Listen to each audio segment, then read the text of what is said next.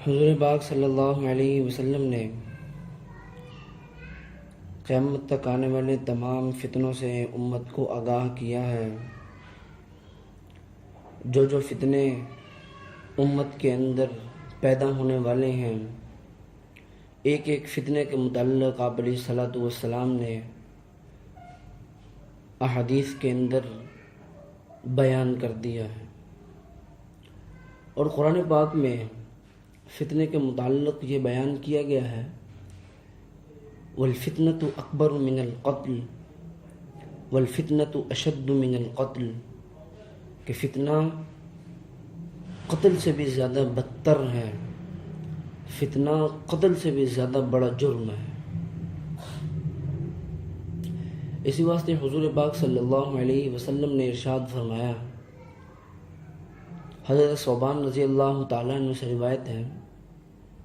فرماتے ہیں آپ علیہ الصلوۃ والسلام نے ارشاد فرمایا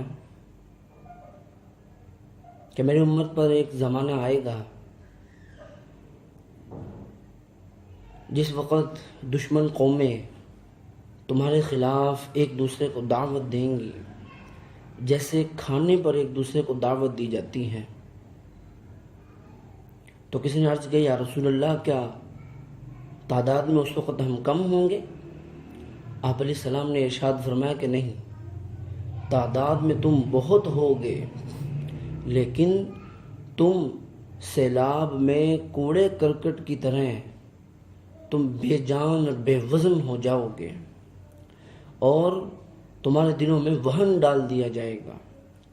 تو صحابہ نے عرض کیا، یا رسول اللہ، وہن کیا ہے؟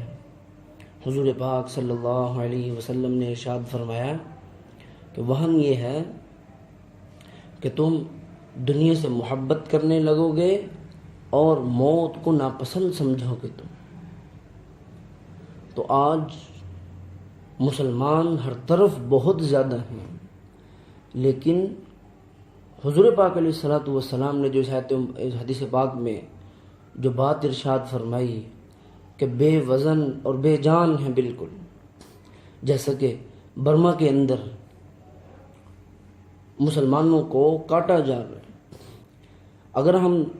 آج سے پہلے جو خلافت کا دور تھا، خلفائے راشدین کا، اس کے اندر ہم اگر نظر دوڑائیں تو ہمیں بخوبی اس بات کو پتہ چلے گا کہ صحابہ کرام رضی اللہ عنہ مجمعین کے دور خلافت کے اندر عمر فاروق رضی اللہ تعالیٰ عنہ کے زمانے میں 22 لاکھ مربع میل تک حکومت قائم تھی، لیکن مرکز صرف اور صرف ایک تھا۔ عثمان غنی رضی اللہ تعالیٰ عنہ کا دور آیا تو اس وقت بھی 44 لاکھ مربع میل تک مسلمانوں کی حکومت قائم تھی، لیکن مرکز ایک تھا، اور آج اس مرکز کو توڑ دیا گیا، مسلمانوں کو فرقوں کے اندر بانٹ دیا گیا۔ ایک دوسرے کی تائید کرنے کے لیے، ایک دوسرے کی حمایت میں، ایک دوسرے کی مدد و نصرت کرنے کے لیے ہم بالکل تیار نہیں۔ اس لیے ان فتنوں سے بچنے کے لیے حضور پاک صلی اللہ علیہ وسلم نے